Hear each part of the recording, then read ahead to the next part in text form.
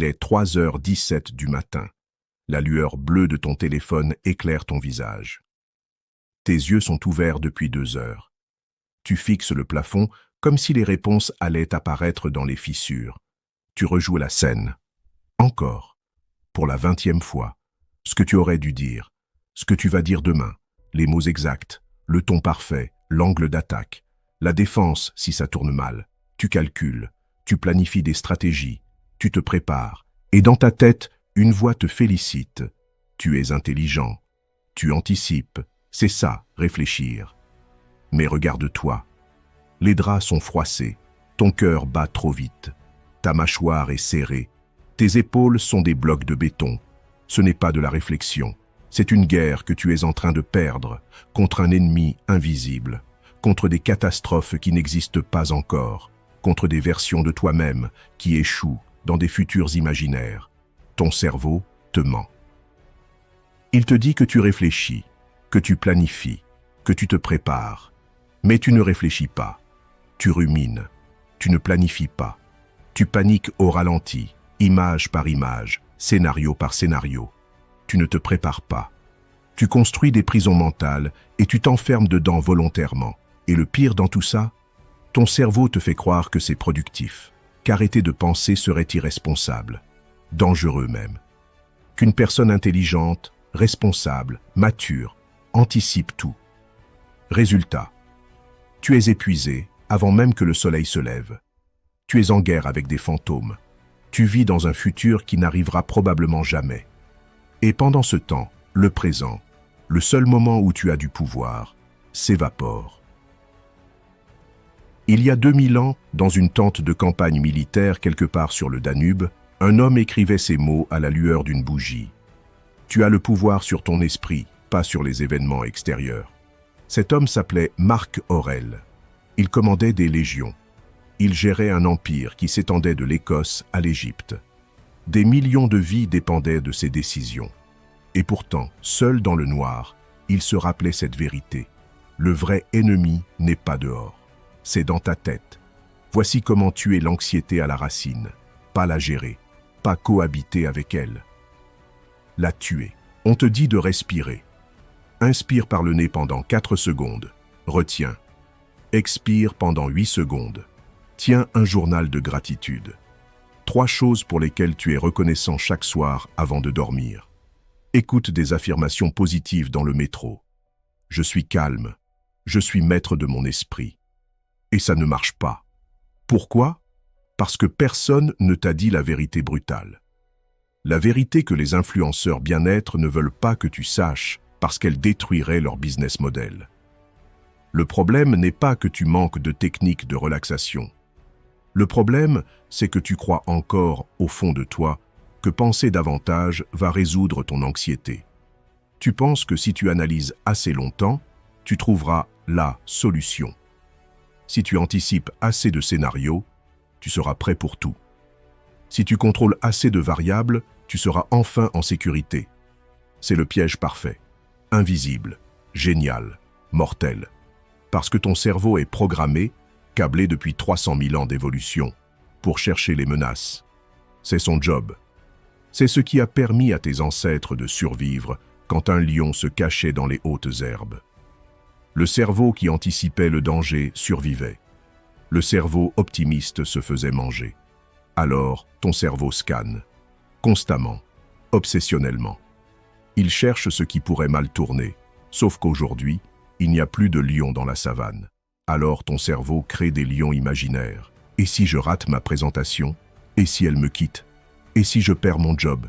Et si tout s'effondre? Et toi, naïvement, tu crois que ces pensées méritent ton attention, que ce sont des problèmes réels qui nécessitent des solutions réelles, que ton cerveau te protège en générant ces scénarios. Non, ce sont des simulations, des « what if » générés par un système de survie obsolète qui refuse d'accepter l'incertitude. Et plus tu les nourris, plus tu leur donnes de l'attention, du temps, de l'énergie, plus ils en génèrent. C'est un business model parfait. Plus tu consommes, plus tu as besoin de consommer. Marc Aurèle l'a écrit dans ses notes personnelles, ces notes qu'il n'a jamais voulu publier, qu'il écrivait pour lui-même, seul dans sa tente de général romain, après des journées à gérer des crises politiques, des menaces barbares, des trahisons, des famines. Regarde à l'intérieur, c'est là que se trouve la source de tout bien, et elle peut jaillir sans cesse si tu creuses sans cesse. Il commandait des armées, il gérait un empire, il faisait face à des menaces réelles, des guerres, des épidémies, des complots d'assassinat.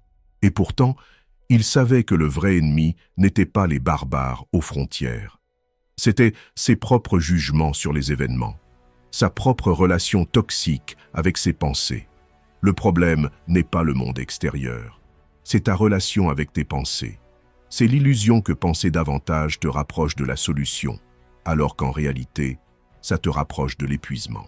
Les stoïciens avaient une arme si puissante qu'elle a permis à Marc Aurèle de rester mentalement invincible pendant les guerres les plus brutales de Rome. Il l'appelait la dichotomie du contrôle. Épictète, esclave pendant 30 ans, torturé, puis libéré pour devenir l'un des philosophes les plus influents de l'histoire, l'a résumé en une phrase. Il y a ce qui dépend de nous et ce qui ne dépend pas de nous. C'est tout. L'univers entier est divisé en 2 catégories. Rien d'autre n'existe. Ce qui dépend de toi, tes jugements, les histoires que tu racontes sur les événements, tes actions, ce que tu choisis de faire dans l'instant présent, tes réactions intérieures, comment tu choisis de répondre émotionnellement. C'est tout. 3 choses, pas plus. Ce qui ne dépend pas de toi, littéralement tout le reste, l'opinion des autres. Ce qu'ils pensent de toi, de ton travail, de ta vie, le futur, ce qui va se passer demain, dans une semaine, dans un an, les résultats de tes actions. Tu peux contrôler l'effort, jamais le résultat. Le passé. Ce qui s'est déjà passé est gravé dans la pierre de l'histoire. La santé. Tu peux influencer, jamais garantir. L'économie, la météo, la politique, les accidents, la mort. Et voici où ton cerveau te piège magistralement. Il te fait croire que si tu penses assez fort à quelque chose, tu peux l'influencer. Que ton anxiété est une forme d'action. Que rester éveillé à 3 heures du matin à rejouer des conversations est utile. Que visualiser des catastrophes te prépare à les affronter. C'est faux. Ton anxiété n'est pas de la préparation. C'est ton cerveau qui refuse d'abandonner le contrôle sur ce qu'il ne contrôle pas. C'est une illusion de contrôle, une drogue mentale qui te donne l'impression d'agir alors que tu es paralysé dans l'inaction. Sénèque, conseiller de l'empereur Néron, l'un des tyrans les plus imprévisibles de l'histoire, vivait avec une épée au-dessus de sa tête, littéralement. Chaque jour, il ne savait pas si Néron allait le promouvoir ou le condamner à mort. Et dans ce contexte de terreur politique absolue, Sénèque a écrit « Tu souffres plus souvent dans ton imagination que dans la réalité. » Lisse cette phrase encore une fois, lentement. Tu souffres plus souvent dans ton imagination que dans la réalité. Ce n'était pas de la visualisation positive de gourou Instagram. C'était un diagnostic clinique basé sur l'observation brutale de la nature humaine. La majorité de ta souffrance, peut-être 80%, 90%, est auto-infligée, générée par toi, pour toi. Tu te tortures avec des scénarios qui n'arrivent jamais, avec des versions de toi-même qui échouent dans des futurs qui n'existent pas. Les stoïciens avaient une autre pratique, contre-intuitive, presque choquante pour les gens modernes, la préméditation des mots. Ils visualisaient volontairement les pires scénarios, pas pour devenir pessimistes, pas pour attirer le malheur, mais pour enlever le pouvoir de la peur. Marc Aurèle s'endormait chaque soir en imaginant sa propre mort, en visualisant ses enfants mourir, son empire s'effondrer, sa réputation détruite. Pourquoi? Parce qu'une fois que tu as accepté le pire, vraiment accepté, dans tes os, dans ton âme, ton cerveau arrête de te harceler avec des « et si ». Il n'a plus de munitions, plus de scénarios catastrophes à vendre. Tu lui as déjà répondu « Ok, et après ?» C'est le moment où tu arrêtes de jouer à Dieu avec des variables que tu ne contrôles pas. Voici le protocole en 3 étapes.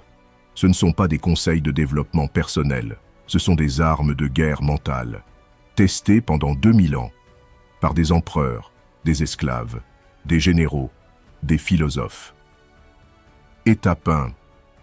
Nomme la pensée parasite. La classification brutale.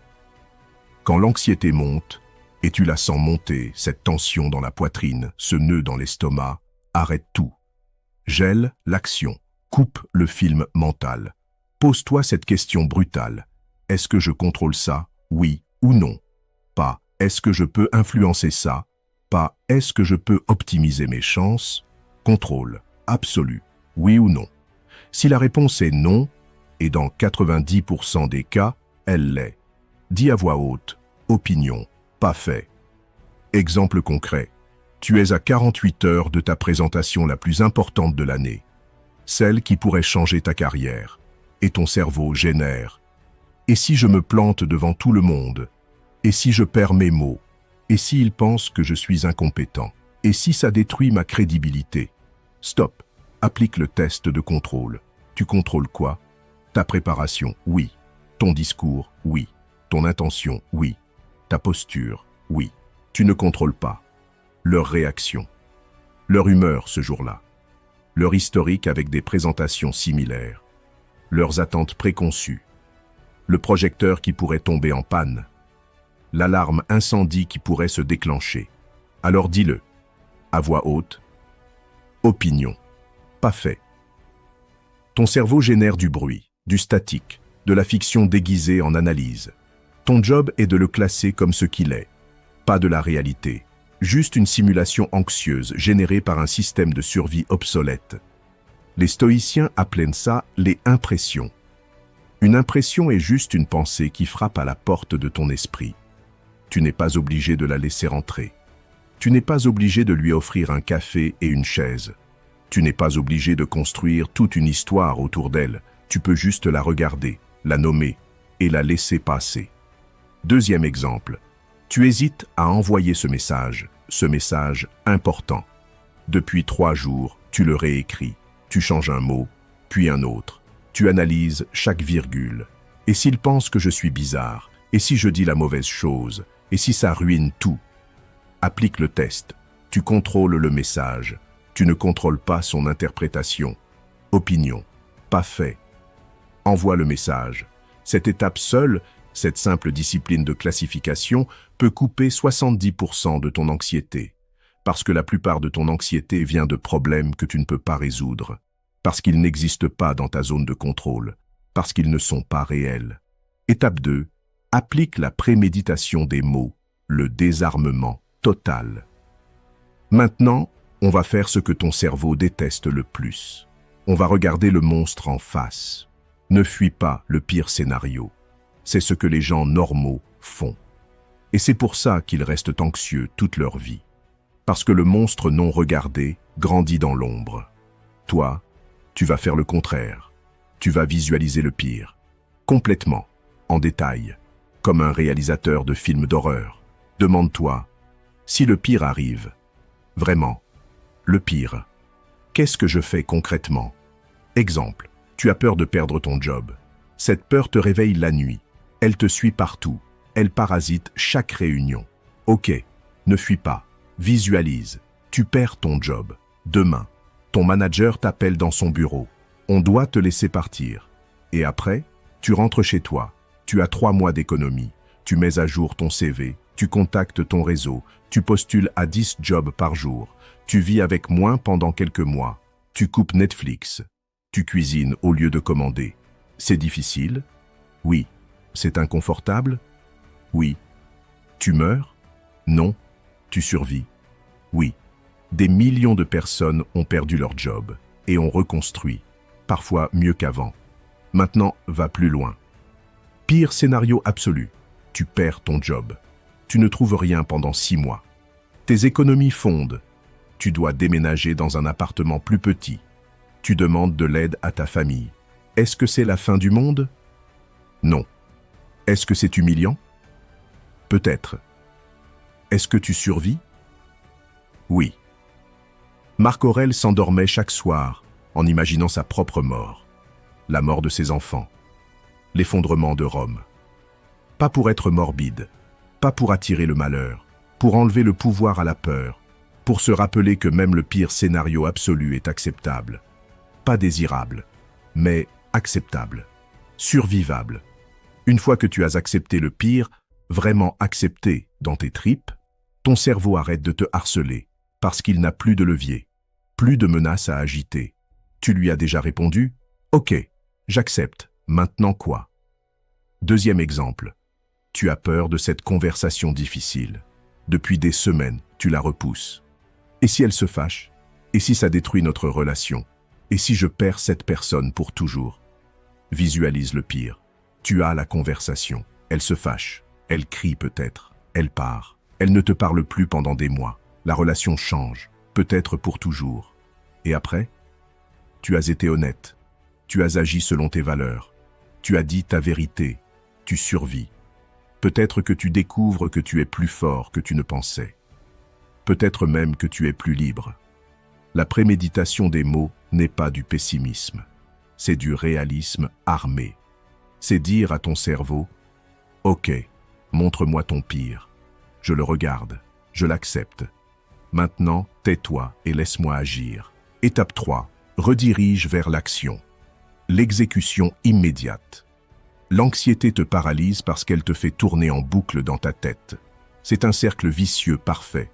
Tu penses, donc tu es anxieux, donc tu penses plus, donc tu es plus anxieux. La spirale descend. Indéfiniment. La solution n'est pas dans ta tête. Elle est dans le monde réel, dans l'action physique, dans le mouvement. Coupe le circuit, fais quelque chose, n'importe quoi. Envoie cet email que tu repousses depuis 5 jours. Fais 30 pompes jusqu'à l'échec musculaire. Appelle cette personne maintenant. Range ton bureau. Lave la vaisselle. Écris une phrase. Une seule. Peu importe. L'action physique coupe le circuit de la rumination. Pourquoi? Parce que l'anxiété vit dans l'abstrait, dans le futur imaginaire, dans les scénarios non testés, dans le royaume des possibilités infinies où tout peut mal tourner. L'action te ramène au présent, au réel, au contrôlable, au territoire où tu as du pouvoir. Les stoïciens savaient que la vertu n'est pas une idée. Ce n'est pas une méditation. Ce n'est pas une affirmation positive. La vertu est un acte. Ton cerveau arrête de mentir quand tu agis dans le réel, parce que le réel ne correspond jamais, jamais aux catastrophes imaginées. Exemple concret. Tu stresses pour ce projet depuis 2 semaines. Tu as passé des heures à réfléchir, ruminer. Tu as imaginé tous les obstacles, tous les problèmes potentiels, toutes les façons dont ça pourrait échouer. Résultat, 0 progression, plus d'anxiété, plus de fatigue. Applique l'étape 3, ouvre ton ordinateur, maintenant. Écris une phrase, une seule, puis une autre. N'édite pas, n'optimise pas, écris. Boum, le circuit est coupé, l'anxiété recule, parce que tu es passé de l'imagination à l'exécution, du futur au présent, du non contrôlable au contrôlable. Les stoïciens disaient « Commence par faire ce qui est nécessaire, puis ce qui est possible, et soudain, tu fais l'impossible. » Ton cerveau veut que tout soit parfait avant d'agir. C'est un mensonge, un piège évolutionnaire, parce que parfait n'arrive jamais. Et pendant que tu attends la perfection, tu ne vis pas. L'action imparfaite bat la perfection paralysée, toujours, à chaque fois. Il y a une vérité que personne ne veut entendre. Une vérité que même Marc Aurèle a mis des années à accepter pleinement. Une vérité si brutale que ton cerveau va probablement essayer de l'ignorer dans les prochaines secondes. Voici la vérité. Ton anxiété te sert. Pas parce qu'elle te protège. Les études montrent que 85% des choses dont tu t'inquiètes n'arrivent jamais. Et parmi les 15% qui arrivent, 79% sont mieux gérés que tu ne l'imaginais. Alors non. Ton anxiété ne te protège pas. Elle te sert d'une autre manière, plus sombre, plus insidieuse. Ton anxiété te donne une excuse pour ne pas agir. Tant que tu es anxieux, tu peux dire « je ne suis pas prêt ». Tu peux rester dans ta zone de confort déguisée en préparation. Tu peux éviter le risque en prétendant que tu réfléchis encore. Tu peux repousser la conversation difficile parce que ce n'est pas le bon moment. C'est confortable, c'est sûr. Et c'est une prison que tu construis toi-même, pierre par pierre, pensée par pensée. Le vrai courage, celui dont parlaient les stoïciens, ce n'est pas l'absence de peur. C'est d'agir malgré l'incertitude. C'est d'accepter que tu ne contrôles pas les résultats et d'agir quand même. C'est de savoir que tu pourrais échouer et de faire le premier pas malgré tout. Épictète, qui a passé 30 ans en esclavage, qui a été torturé au point de rester boiteux toute sa vie, avait raison. Ce ne sont pas les choses qui troublent les hommes, mais les jugements qu'ils portent sur ces choses. Ton cerveau te ment. Il génère des catastrophes. Il crée des lions imaginaires. Il te fait croire que penser davantage va te sauver. Mais la sécurité absolue n'existe pas, et la poursuivre te coûte ta vie. Ta vraie vie. Celle qui se passe pendant que tu es occupé à t'inquiéter. Marc Aurèle, le jour de sa mort à 58 ans, empereur du monde connu, a écrit ces mots dans son journal. Ne gaspille pas le reste de ton temps à imaginer ce que les autres pensent de toi. Ce serait te détourner de ton œuvre. Tu as assez à faire avec toi-même. Il est mort quelques heures plus tard. Sa dernière leçon était celle-ci. Arrête de vivre dans ta tête. Arrête de combattre des ennemis imaginaires. Arrête de perdre ta vie à te préparer pour une vie qui n'arrive jamais. Vis dans le réel, maintenant. Ton cerveau te ment. Mais tu as le pouvoir, le seul pouvoir qui compte, de ne plus l'écouter. Alors abonne-toi si tu es prêt à éteindre le bruit, à avoir la libération, le contrôle, la paix sans faiblesse et une transformation immédiate.